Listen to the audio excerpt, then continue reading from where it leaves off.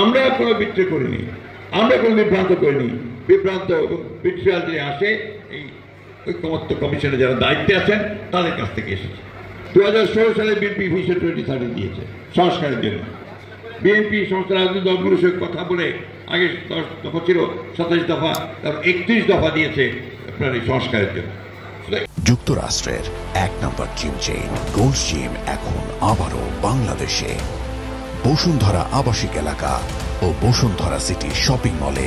এই কথা বলে মানুষকে বিভ্রান্ত করতে চায় যে বিএনপি সংস্কার চায়। আমরা সংস্কার চাই, সংস্কার করেছি।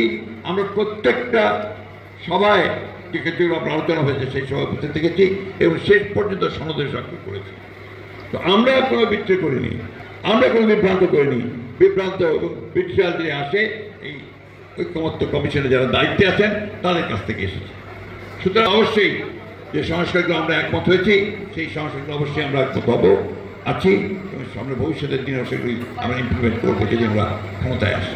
এবং আমরা যেগুলো পারিনি সেগুলো আমাদের ম্যানিফেস্টোতে নিয়ে এসে সেটা আমরা করবো। আমি খুব পরিষ্কারভাবে বলতে চাই আমরা নির্বাচন করবো, নির্বাচন করতে চাই।